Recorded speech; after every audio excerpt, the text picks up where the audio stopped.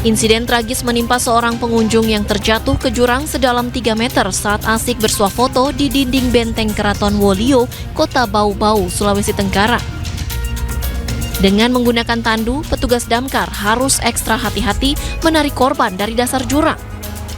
Korban yang merupakan wisatawan asal Pulau Taliabo, Maluku Utara mengalami patah tulang. Nyerah, Pak! Banjir akibat luapan Sungai Rajadana menerjang Kecamatan Sumber, Kabupaten Cirebon, Jawa Barat. Akibatnya sebagian barang di area gudang makanan hanyut terbawa derasnya arus banjir. Tak terkecuali 19 motor karyawan hilang terbawa arus banjir. Sejumlah petugas dari TNI Polri diterjunkan ke lokasi untuk membersihkan lumpur yang mengendap di area gudang makanan setebal lebih dari 10 cm. Banjir yang menerjang wilayah Kabupaten Cirebon melanda 16 desa di 8 kecamatan. Tim Liputan iNews melaporkan. Pemirsa, memasuki libur Hari Raya Natal, volume kendaraan menuju kawasan wisata Puncak, Jawa Barat meningkat. Polisi menerapkan sistem lalu lintas satu arah dari Jakarta menuju kawasan Puncak.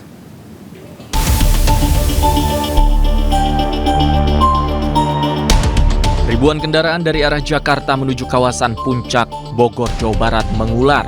Antrian panjang kendaraan terjadi mulai dari eksit tol Ciawi hingga Megamendung. Guna mengurangi kemacetan panjang, Satlantas Polres Bogor menerapkan sistem satu arah dari arah Jakarta menuju Puncak sejak Kamis pagi.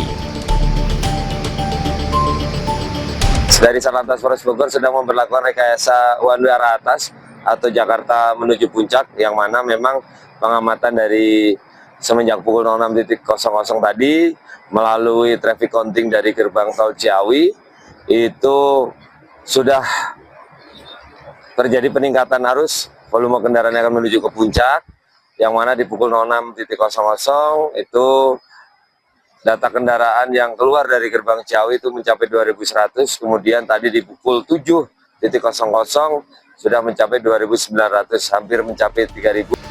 Pada libur Natal hari ini sudah ada lebih dari 5.000 kendaraan yang menuju ke kawasan Puncak, Jawa Barat. Dari Bogor, Jawa Barat, Wildan Hidayat, iNews melaporkan.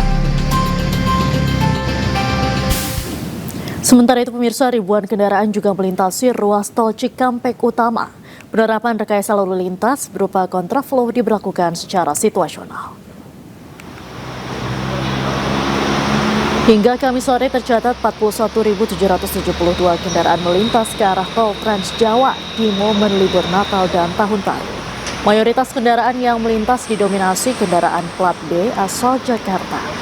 Sebanyak 22 pintu gardu tol dioperasikan untuk mengurangi antrean kendaraan.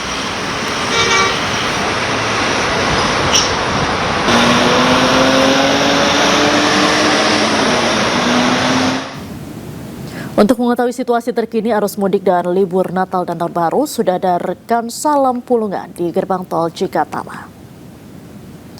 Selamat sore, Salam, bagaimana arus lalu lintas di sana pada sore hari ini? Apakah ada kepadatan?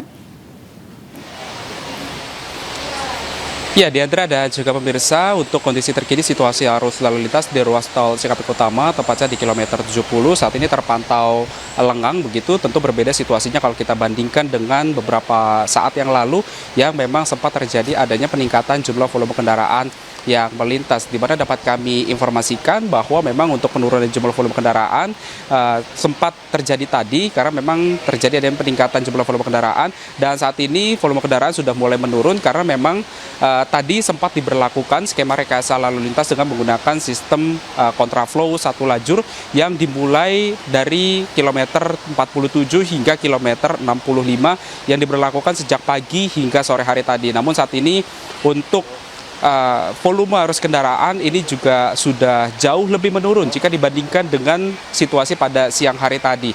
Dan dapat kami informasikan juga bahwa hingga pukul 18 ataupun juga pukul 6 sore ini sudah ada lebih dari 44.729 volume kendaraan yang sudah meninggalkan Jakarta untuk menuju ke arah tol Trans Jawa, dan memang situasinya tidak jauh berbeda kalau kita bandingkan dengan hari kemarin yang dalam kurun waktu 24 jam ini sudah ada lebih dari 53.000 kendaraan, dan jumlah volume kendaraan ini nantinya masih akan terus bertambah mengingat saat ini untuk penghitungan dari volume kendaraan yang melintas ini masih terus dilakukan. Dan dapat kami informasikan juga bahwa untuk pintu gardu tol sendiri saat ini juga sudah dikurangi. Jika pada sore hari tadi pintu gardu tol yang dioperasikan ini sebanyak kurang lebih 22 pintu gardu tol, namun saat ini sudah menjadi 19 pintu gardu tol karena memang tren dari penurunan jumlah volume kendaraan di Cikatama ini sudah terjadi sejak sore hari tadi, yang diharapkan juga nantinya tidak diberlakukan lagi untuk skema rekayasa lalu lintas dengan menggunakan sistem kontraflow, karena memang untuk arus kendaraan sendiri saat ini sudah mulai terpantau cenderung lengang dan juga normal di kawasan Cikampek Utama yang akan mengarah ke tol Trans Jawa ini. Diandra. Baik, Salam, skema rekayasa lalu lintas sendiri ini dilakukan hingga tanggal berapa?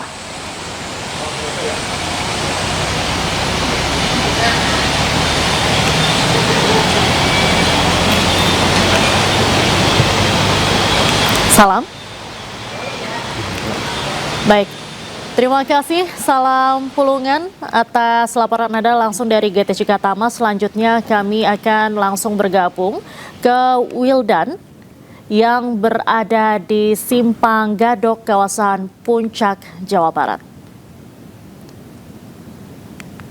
Selamat sore, Wildan. Wildan, bagaimana situasi sore hari ini di kawasan Puncak? Apakah ada kepadatan di sana?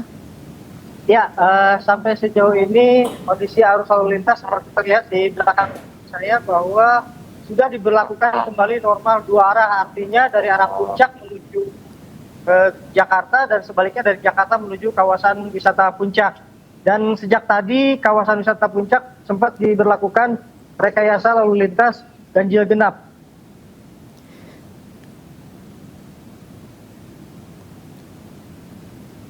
Baik, Wildan, untuk rekayasa lalu lintas ini apakah hanya ganjil genap saja ataukah akan ada rekayasa lalu lintas skema yang lain yang akan diterapkan? Ya, tadi siang pun sekitar pukul 7.30 dan juga pukul 13 waktu Indonesia Barat sempat dilakukan rekayasa lalu lintas berupa one way, satu arah dari arah Jakarta menuju Puncak dan juga dari arah Puncak menuju Jakarta. Dan sampai saat ini situasi arus lalu lintas di kawasan wisata Puncak sudah kembali normal, artinya dari dua arah sudah mulai diberlakukan untuk dua arah. Namun demikian kondisi arus lalu lintas lebih padat dari arah Puncak menuju Jakarta. Baik, terima kasih Wildan melaporkan langsung dari Simpang Gadok, kawasan Puncak, Kabupaten Bogor, Jawa Barat. Selamat sore, selamat kembali bertugas. Pemirsa, peningkatan penumpang masih terjadi di Stasiun Pasar Senen, Jakarta pada momen libur Natal 2025. Belasan ribu penumpang mulai meninggalkan Jakarta lewat Stasiun Pasar Senen. Berdasarkan data dari PT KAI, pergerakan penumpang pada Kamis siang tercatat 50.759 penumpang naik dan 43.049 penumpang turun di seluruh wilayah Daob 1 Jakarta. Stasiun Pasar Senen menjadi stasiun dengan volume keberangkatan tertinggi kedua setelah Stasiun Gambir. Kursi-kursi ruang tunggu yang biasanya lengang di hari libur Natal ini hampir seluruhnya terisi. Pada area stasiun terdapat pula pos pengamanan dan polisi berjaga di sekitar area stasiun guna mengantisipasi terjadinya hal yang tak diinginkan.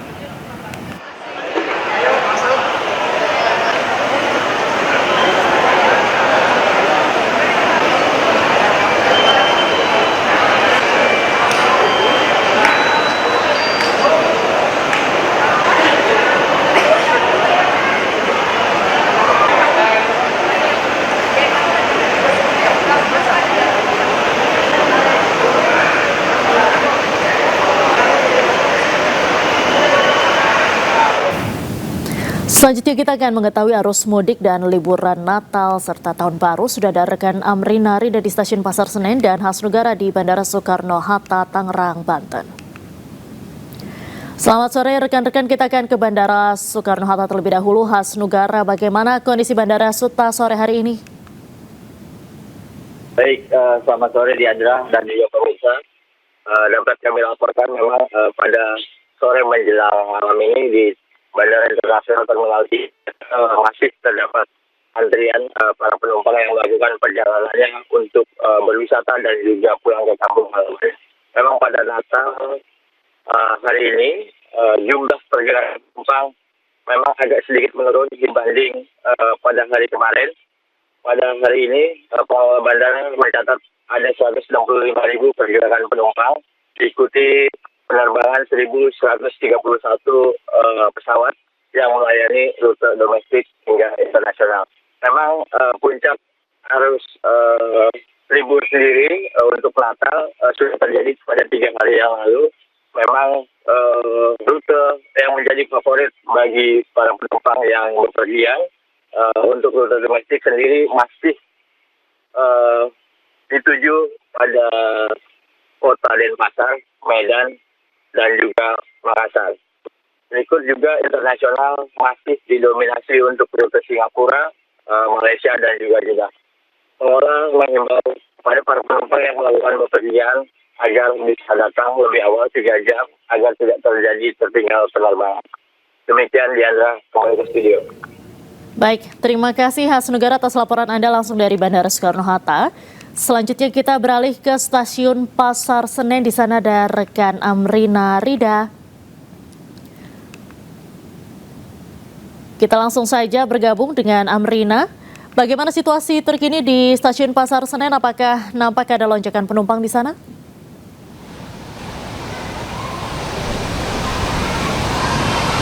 Iya, Diandra dan juga pemirsa, untuk situasi arus mudik begitu ya di stasiun Pasar Senen pada hari ini nampaknya memang masih cukup ramai seperti hari-hari yang sebelumnya. Kita akan coba bergerak terlebih dahulu, kita lihat begitu ya situasinya. Kalau dilihat mungkin sekarang di area pintu 1 nampak kosong. Hal ini dikarenakan penumpang-penumpang yang dari tadi sedang antri sekarang sudah masuk ke area peron untuk nanti melakukan keberangkatan. Nah, informasi yang kami dapatkan untuk keberangkatan terdekat ini ada pada pukul 7 malam menuju ke area Yogyakarta. Nah, Dianda, saya juga ingin mencoba untuk berbincang dengan warga yang ada di sini. Kita akan coba tanya apakah ada yang mungkin berkenan begitu ya. Kita coba tanyakan ke beberapa orang di sini. Oke. Halo Ibu. Selamat malam Bu. Boleh berbincang sebentar. Oke, Bu, mungkin bisa berdiri sedikit, Bu. Oke.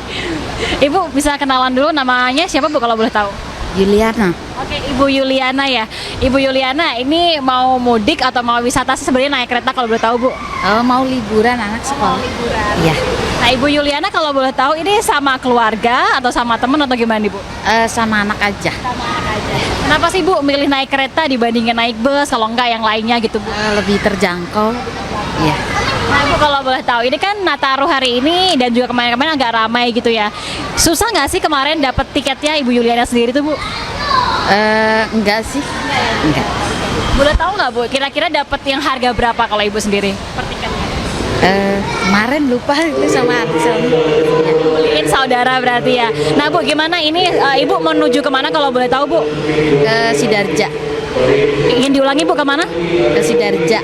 Oke, kira-kira ini gimana, Bu, harapannya nanti sampai sana dan juga harapan tahun baru Ibu seperti apa sih kalau boleh tahu? Kenapa? Ibu harapannya tahun baru seperti apa nih? Mungkin Jakarta biar lebih baik atau seperti apa? Ada nggak, Bu? Biar lebih Oke, siap. Terima kasih Ibu Yuliana atas waktunya. Selamat melanjutkan aktivitas kembali ya, Bu ya.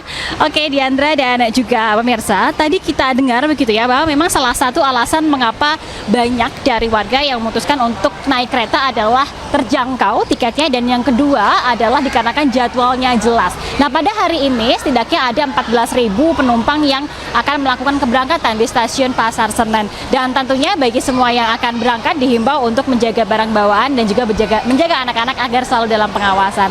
Sementara demikian, kembali ke Anda, Diandra. Baik, terima kasih Amrina Rida melaporkan langsung dari stasiun Pasar Senen, Jakarta. Dan sebelumnya ada Hasnugara langsung dari Bandara Soekarno-Hatta. Terima kasih rekan-rekan, selamat sore, selamat kembali bertugas.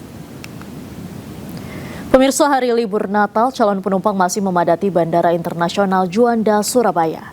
Penumpang domestik didominasi tujuan ke Jakarta dan Bali, sementara penumpang internasional didominasi tujuan ke Kuala Lumpur dan Singapura.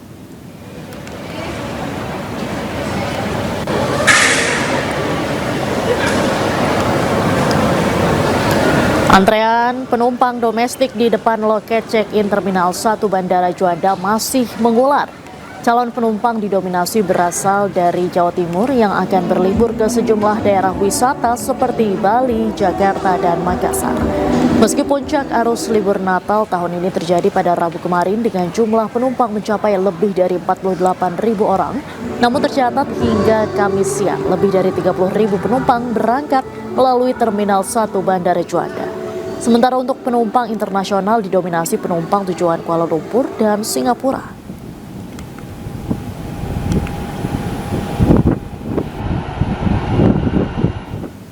Pemirsa, Perum Damri secara aktif memberikan layanan transportasi terintegrasi yang menjadi andalan masyarakat di libur Natal dan Tahun Baru.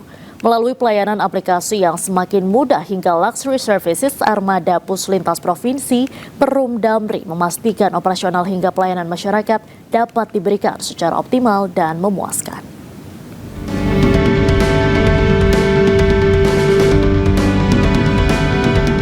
Libur Natal dan Tahun Baru turut meningkatkan kebutuhan moda transportasi umum bagi masyarakat, tak terkecuali layanan bus antar kota antar provinsi. Pada tahun ini, Damri menyiapkan pelayanan terintegrasi di tiap 18 cabang antar kota antar provinsi yang melayani 58 rute perjalanan untuk memberikan pelayanan kepada sekitar 55.000 penumpang pada periode Natal dan Tahun Baru. Manajemen Perum Damri telah menyiapkan ratusan armada dengan inovasi sistem melalui aplikasi Damri sebagai upaya mendorong pelayanan yang maksimal ke berbagai rute favorit masyarakat seperti Jakarta, Surabaya, Malang, Jakarta, Lampung, Jakarta, Jogja, Bandung, Lampung, hingga Pontianak ke Kuching, Malaysia.